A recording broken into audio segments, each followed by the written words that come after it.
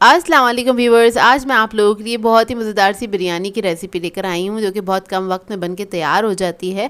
आज मैं आपको सिखाने जा रही हूँ हैदराबादी वन पॉट बिरयानी, और ये एक ही पॉट में बन के तैयार होगी। इसके लिए आपको ज़्यादा बर्तन भी नहीं गंदे करने पड़ेंगे और कम वक्त में भी बन के तैयार हो जाती है। झटपट सी रेसिपी है, सिंपल सी रेसिपी है, तो इस वीडियो को आपने लास्ट तक ज़रूर देखना है। अगर आप मेरे चैनल पर नए हैं तो मेरे चैनल को सब्सक्राइब करें, साथ साथ ऑल नोटिफिकेशन को क्लिक करें। इससे आने वाली मेरी हर नई वीडियो की नोटिफिकेशन आपको सबसे पहले मिलेगी। वीडियो अच्छी लगे तो लाइक एंड शेयर करना ना भूलें। तो चलिए ये वीडियो स्टार्ट करते हैं। तो इधर एक पॉट में मैंने ऑयल ले लिया है, आधा कप से थोड़ा सा ज़्यादा है ये, और इसके अंदर हम ऐड कर देंगे प्याज। तकरीबन 2 बड़े साइज़ की प्याज थी, इसको मैंने स्लाइस कर लिया था।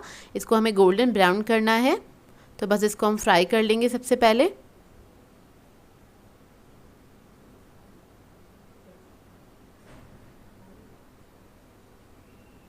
तो ये देखिए प्याज हमारी अच्छे से फ्राई हो गई है। अब इस प्याज के अंदर से मैं आधी प्याज निकाल लूँगी और आधी प्याज हम पॉट में ही रहने देंगे।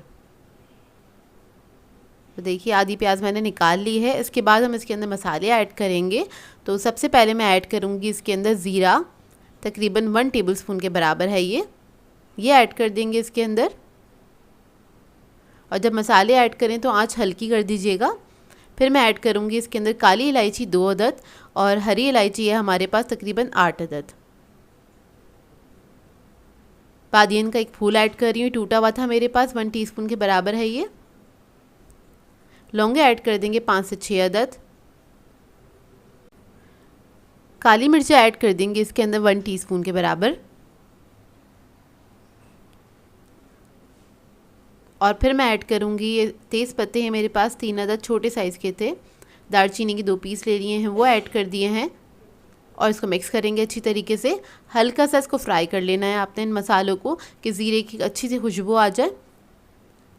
और आँच जो है आपने बिल्कुल हल्की रखनी है, क्योंकि प्याज हमारी ब्राउन थी। तेज़ आँच रखेंगे तो प्याज जल सकती है। तो हल्का सा जब इसमें खुशबू आने लगे फिर हम इसके अंदर ऐड कर देंगे लहसुन अदरक का पेस्ट 2 टेबलस्पून के बराबर, और इसको मिक्स कर लेंगे अच्छी तरीके से। आपने इसको फ्राई कर लेना है। जब ये फ्राई हो जाएगा फिर हम इसके अंदर ऐड करेंगे हरी मिर्चों का पेस्ट है ये 3 टेबलस्पून के बराबर। मैंने छोटी हरी मिर्चों का पेस्ट लिया था। अगर आप लोग ज़्यादा तीखा खाना नहीं पसंद करते हैं, मतलब मिर्चें ज़्यादा खानी पसंद नहीं करते, तो मोटी वाली जो हरी मिर्चें होती हैं उसका पेस्ट ऐड कर दीजिएगा। तो अब हम इसके अंदर ऐड करेंगे ज़ीरा पाउडर 1.5 टीस्पून के बराबर, और फिर मैं इसके अंदर ऐड करूँगी साबुत धनिया। मैंने लिया था 1 टेबलस्पून, सौंफ ली थी 1 टेबलस्पून, दोनों को मिला के कूट लिया था, मोटा मोटा सा कूट लिया है, वो इसके अंदर हम ऐड कर देंगे। जायफल जावित्री का पाउडर ऐड करेंगे 1/2 टीस्पून, और इसको मिक्स करेंगे, हल्का सा भून लेंगे, फ्राई करना है बस हल्का सा ही। और फिर मैं इसके अंदर ऐड करूँगी 8 से 10 अदद हरी मिर्चें। ये भी ऑप्शनल है, अगर आप लोगों को पसंद है तो ऐड कर सकते हैं, इससे बहुत अच्छी खुशबू आ जाती है। और आपने हरी मिर्ची ऐड करके भी इसको हल्का सा फ्राई कर लेना है। और फिर मैं इसके अंदर गोश्त ऐड कर दूंगी। तो इधर मैं ले रही हूँ चिकन 1 kg के बराबर, और इसको आपने मिक्स करना है अच्छी तरीके से। इतना आपने इसको पकाना है, फ्राई करना है कि चिकन का जो कलर है वो चेंज हो जाए। तो इसी तरह मैं बस इसको भूनती रहूँगी मसाले के साथ ही। तो देखिए इसका कलर चेंज हो गया है, तकरीबन 1 से 2 मिनट लगते हैं इसको कलर चेंज होने में। और फिर मैं इसके अंदर ऐड कर दूंगी दही। तो दही है मेरे पास तकरीबन आधा कप के बराबर, वो ऐड कर दिया है मैंने इसके अंदर, और इसको मिक्स कर लेंगे।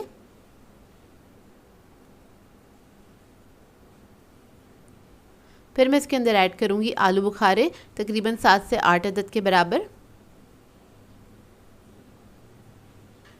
और इसके अंदर हम नमक ऐड करेंगे 1 टेबलस्पून,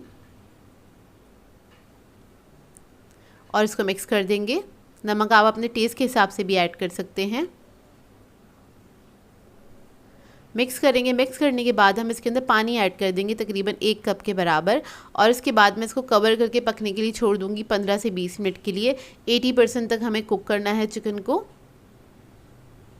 तो देखिए चिकन हमारा गल गया है, 80% तक कुक हो गया है, तो इसे आप चेक कर लीजिएगा। और फिर मैं इसके अंदर ऐड करूँगी तकरीबन 4 गिलास पानी। चावलों के हिसाब से पानी ऐड कर दीजिएगा।